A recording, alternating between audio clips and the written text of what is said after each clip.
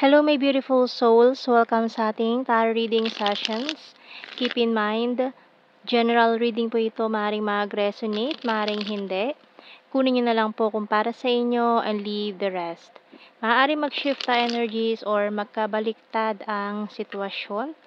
Kaya kayo na pong bahala kung saan kayo nakalugar sa reading natin. Okay? So, let's see.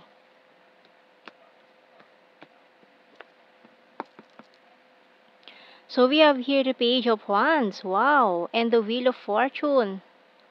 So may mga messages na paparating sa iyo ngayon. Ayan. Mga mensahe. So someone here wants to talk to you.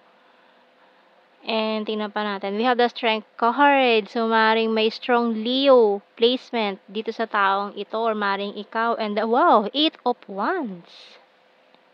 So maraming pasabog ha. Itong taong ito. Marami siyang magugulat ka sa mga sasabihin, sa mga ibabalita sa iyo ng taong ito. Nakaka-shock. Madami to, hindi lang isa. Ang mga gusto niyang ipahiwatig or sabihin sa iyo. We also have here the 8 of Swords and the 2 of Cups. Ace of Wands and the 2 of Wands. Okay, so itong taong to, manggagaling pa siya from far away land. Ayan. So malayong lugar, maaring long distance kayo nitong taong ito ngayon or maaring bumisita siya sa'yo. Ayan, dala-dala itong mga balitang ito. We have here 10 of Swords sa bottom card. So, for some of you, medyo alanganin or parang hindi kayo nagtitiwala sa mga sasabihin nitong taong ito. Kasi for some of you, parang nasira yung tiwala niyo sa kanya before. May mga nagawa siya siguro na hindi maganda, na parang nawalan ka ng tiwala sa kanya. So, tingnan natin mga signs and symbol cards natin dito.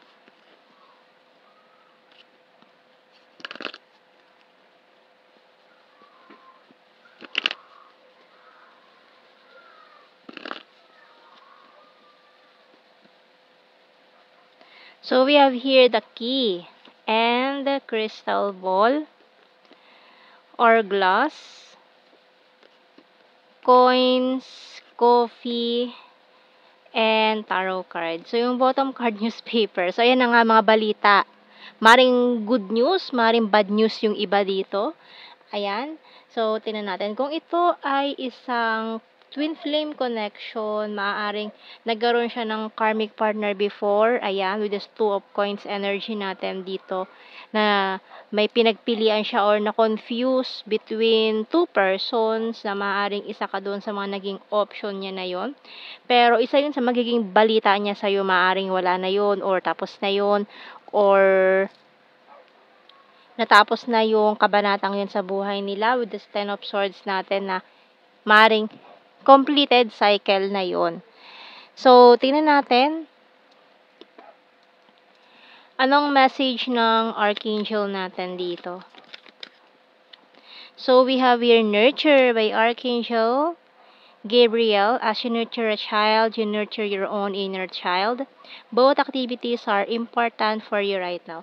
So, for some of you, parang nung pagka-alis nitong taong to, nagkaroon kayo ng anak siguro na hindi niya alam. Ganyan. So, magugulat. Maring magkagulatan kayo na may mga news, balita siya na ibibigay sa'yo and then siya, magugulat din siya. Kasi for some of you, parang nagkaroon kayo ng anak and then hindi niya alam. For some of you lang, no? Kung hindi naman, maaaring after nito, after ng pagkikita ninyo, magkabalikan kayo and then may biglang mabuo dyan, no? Ayan. And let's see more sa ating mga tarot messages, oracle cards natin dito. So, hindi magre-resonate sa lahat. Ayan. Ang ating reading ngayon.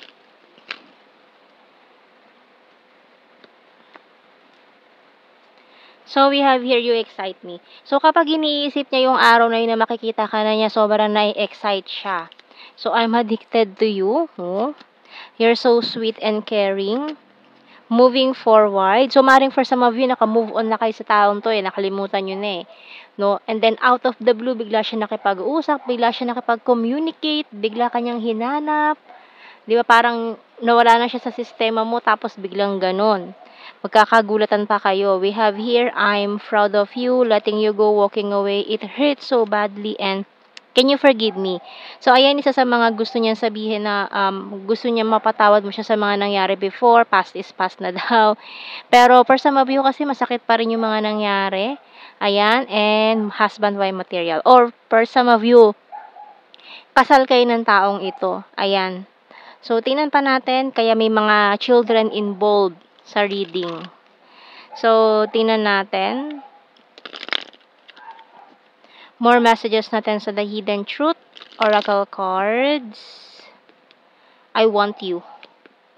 I don't react when people mention you.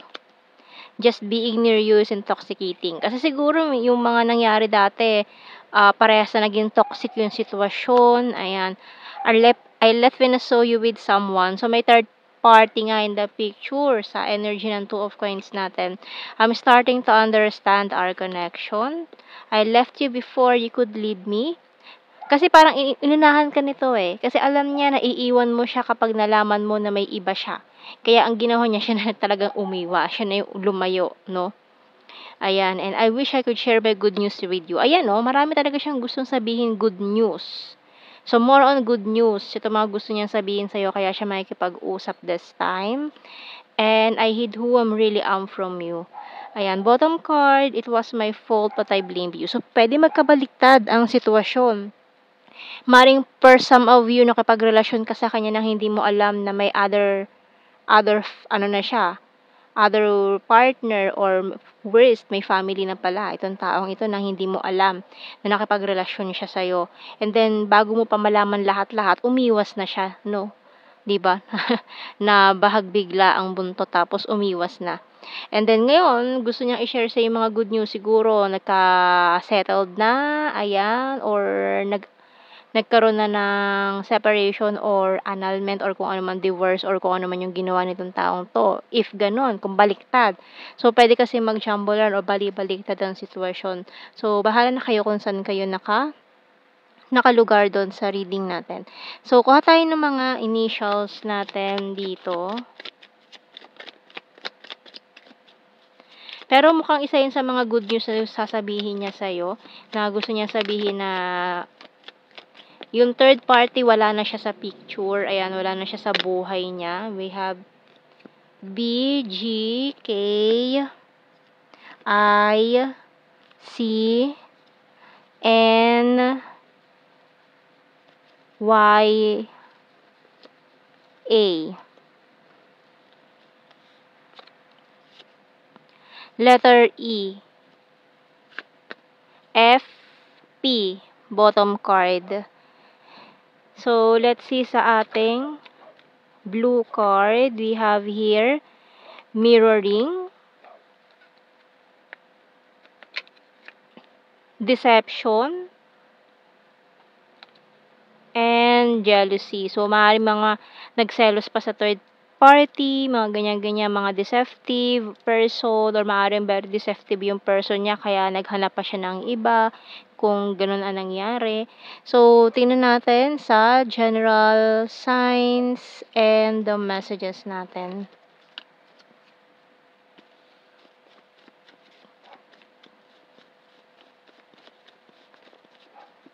So, we have here ex-lover, air sign, Gemini, Libra, Aquarius, December and September. So, we have here from September to December. Ayan. Luzon, eye contact, Capricorn, and weird. Practical, rainy season. So, ngayong rainy season. Cup is water sign, Cancer, Scorpio, Pisces. Fantastic friend, quiet person, Libra, shy at first, popular, and number 3. October, another Leo energy.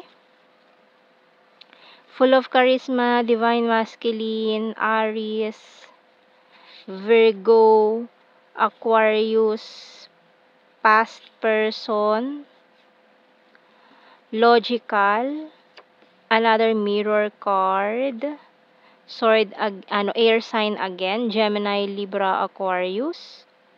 Number 10, ayan, travel, kasi may mga long distance situation na nangyayari, ayan.